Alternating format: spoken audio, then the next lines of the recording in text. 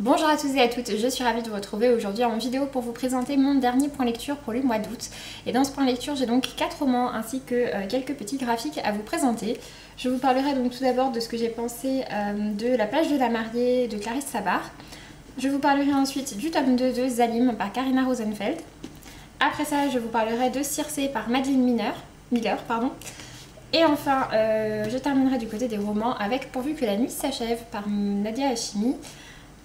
Et après, côté graphique, je vous parlerai des 2 premiers tomes de la série Isabella Bird, donc Femme exploratrice par Taïga Sassa.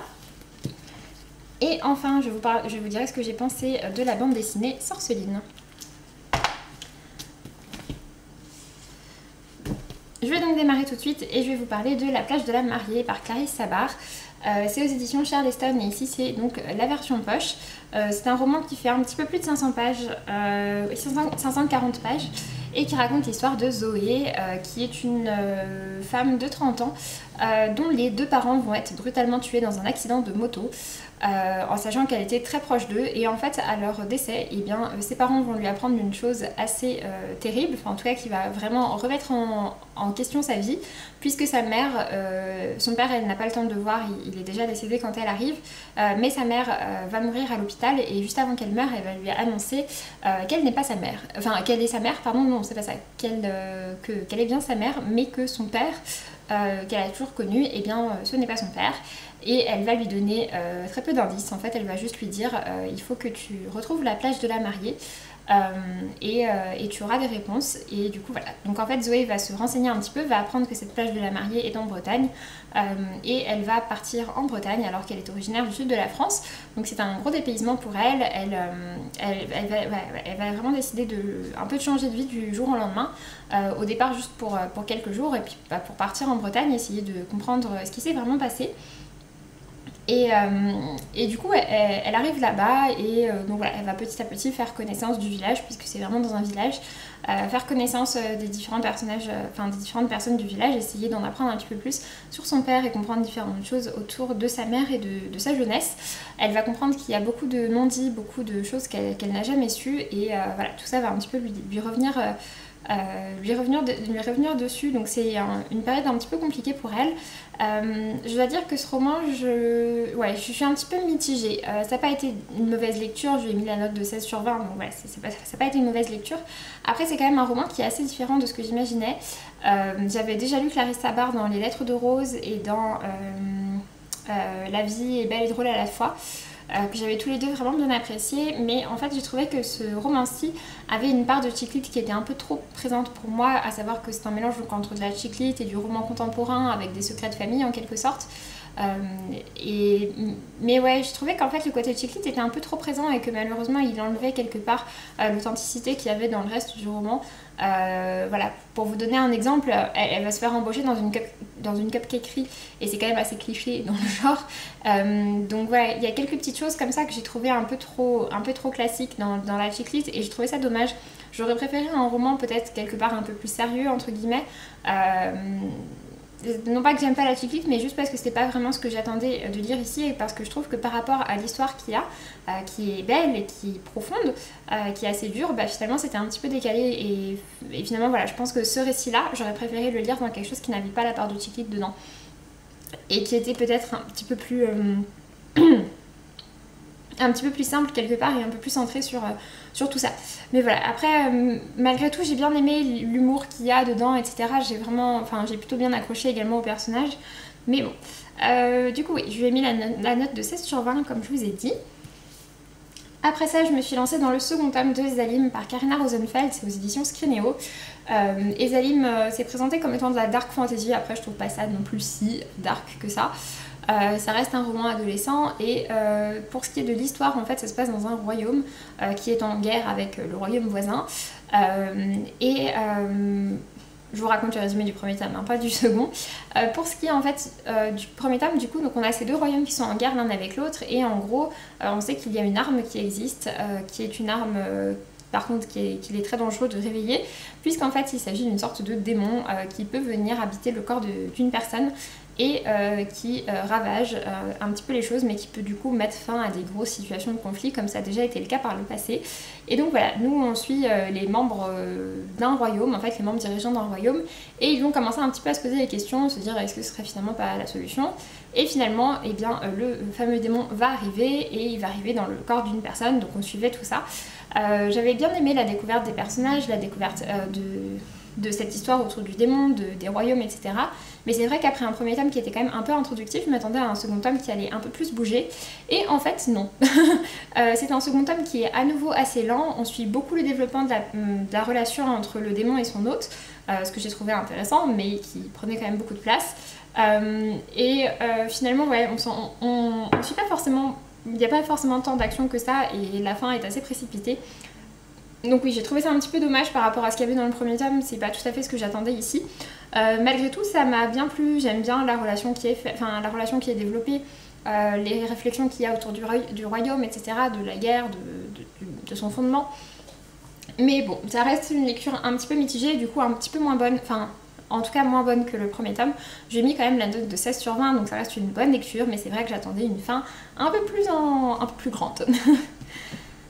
Après ça, un peu plus sur la durée, puisque je l'ai lu sur quand même pas mal de jours, sur la fin du mois d'août, j'ai lu donc Circé par Madeline Miller aux éditions Pocket.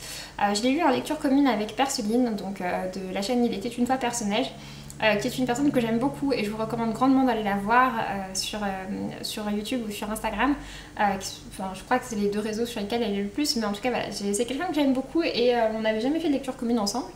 Mais on avait toutes les deux Circé dans notre pile à lire, donc voilà, on s'est lancé là-dedans. C'est donc une réécriture autour de la mythologie grecque et plus particulièrement du personnage de Circé, comme on peut s'en douter. Avec Perceline, globalement, on a toutes les deux vraiment bien apprécié cette lecture.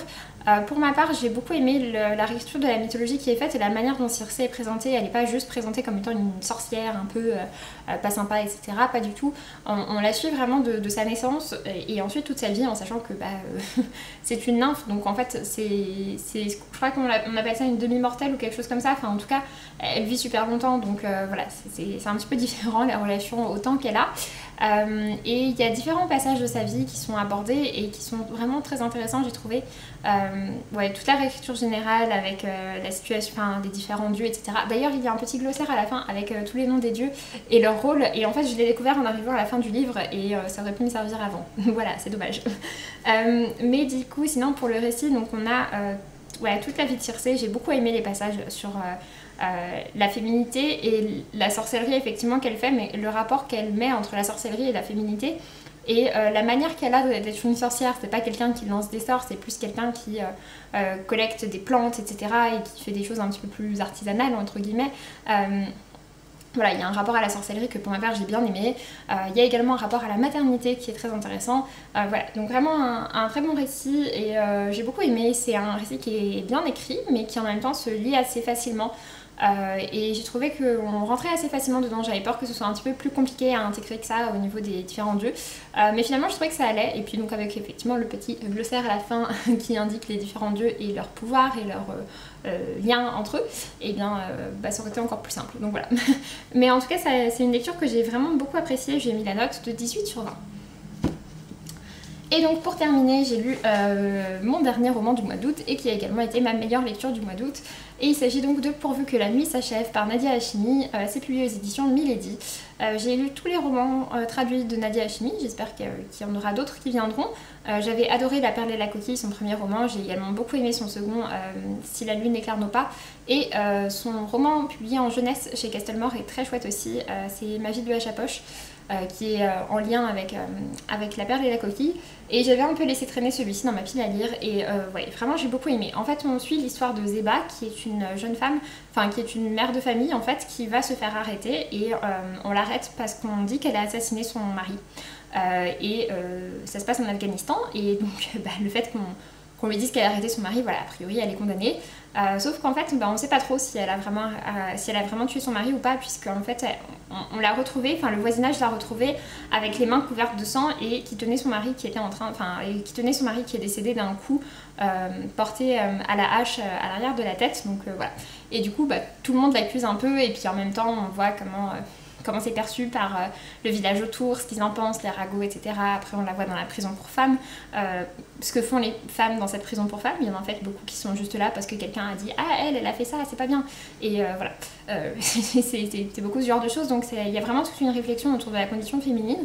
Et en fait on va suivre deux personnages principaux. On suit le personnage de Zeba, avec son histoire, et on suit également un personnage qui est un jeune avocat qui s'appelle Youssouf, qui est revenu des États-Unis et qui va être en charge en fait du dossier de Zeba, sauf qu'au début il va avoir beaucoup de mal à s'en charger parce qu'elle refuse en fait de dire ce qui s'est vraiment passé. Donc forcément on s'interroge beaucoup pour savoir ce qui s'est vraiment passé, et parmi toutes les options que j'avais envisagées, je n'avais absolument pas envisagé celle qui est présente. C'est pas le truc de la fin, c'est pas la révélation de fou de la fin, on la prend quand même assez tardivement dans le récit, mais c'est pas la révélation finale, il n'y a pas vraiment la révélation finale dans ce récit, mais en tout cas on la prend quand même assez tard, et c'est vrai que du coup on a le temps de s'imaginer plein de choses et plein de raisons qui pourraient faire qu'elle a envie de garder le silence. En tout cas oui, c'est un récit que j'ai vraiment beaucoup apprécié, que j'ai trouvé très fort et juste en même temps et très intéressant, et voilà, je vous le recommande beaucoup. C'est finalement du coup le roman de Nadia Hachemi que j'ai préféré, j'ai mis la note de 19/20, ça a été un petit coup de cœur pour moi. Et du coup il fait clairement partie de mes meilleures lectures de l'année, donc vraiment je vous recommande très grandement de vous pencher sur sa question. Et du coup pour terminer, je vais vous parler de mes lectures graphiques. Tout d'abord j'ai découvert les tomes 1 et 2 du manga Isabella, Femme Exploratrice. Isabella Bird, Femme Exploratrice par Taiga Sasa. C'est aux éditions Kiun. Pour l'instant il y a je crois 5 tomes sortis, et donc j'ai lu les deux premiers, donc celui-ci et celui-ci. Et c'est donc tiré de l'histoire vraie d'Isabella Bird, qui était une femme exploratrice et qui, entre autres missions exploratrices, est partie notamment au Japon. Et son objectif à la fois c'était de remplir en fait des carnets de route qu'elle vendait ensuite, et dans lesquels elle racontait ses expériences, ce qu'elle a vu du pays, la découverte de la culture, etc. Et j'aime vraiment bien. Donc en fait elle arrive au Japon, elle n'y connaît un peu rien, et puis elle va embaucher un interprète avec lequel elle va voyager, et on va la découvrir au fur et à mesure. J'ai bien apprécié. Alors je dois dire que j'aime beaucoup le trait de dessin qui est fait, c'est vraiment le style de dessin qui moi me parle, avec des dessins quand même bien détaillés sur les décors, etc.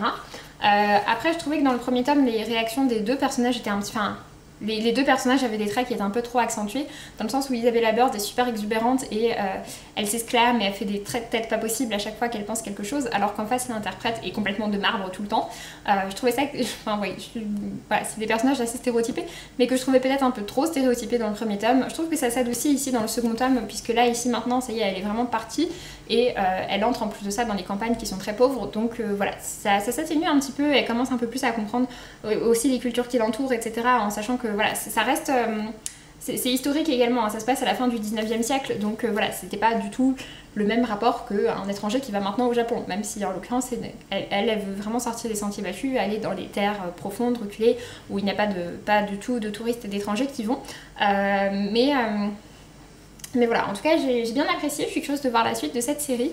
Je les ai empruntés à ma médiathèque, il me semble qu'ils ont également la suite, donc je me la procurerai pour pouvoir la lire avec plaisir. J'ai mis la note de 16/20 au premier tome et de 17/20 au second. Parce que voilà, il y avait ce petit souci qui était réglé, et puis parce qu'il y a plus l'entrée vraiment dans le voyage qui m'a vraiment bien plu.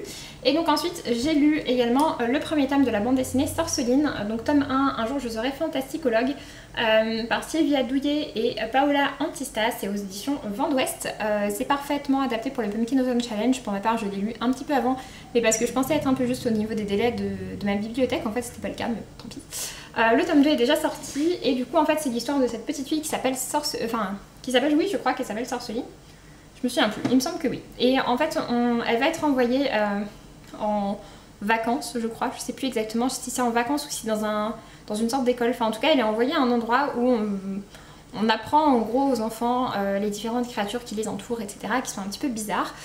Tout ça avec un vieux monsieur en fait qui les encadre, et on a toute une histoire du coup avec des personnages, enfin ces enfants qui vont découvrir en fait plein d'animaux bizarres, etc. J'aime beaucoup les traits de dessin qui sont... Enfin je trouve les traits de dessin très sympas, mais j'aime surtout beaucoup les couleurs en fait qui sont présentes, comme on peut le voir ici. Voilà, j'ai vraiment bien apprécié cette petite bande dessinée, j'ai trouvé ça tout mignon. J'ai mis la note de 16/20, et du coup pourquoi pas lire la suite à l'occasion. Sur ce, j'en ai donc fini avec ce point lecture. J'espère que ça vous aura plu, que je vous aurai donné envie de découvrir certains de ces romans, notamment forcément Circé et Pourvu que la nuit s'achève, étant donné que ça a été de très bonnes lectures. Et puis moi, pour ma part, je vous laisse donc, je vous dis à très bientôt et d'ici là, faites de belles lectures. Salut!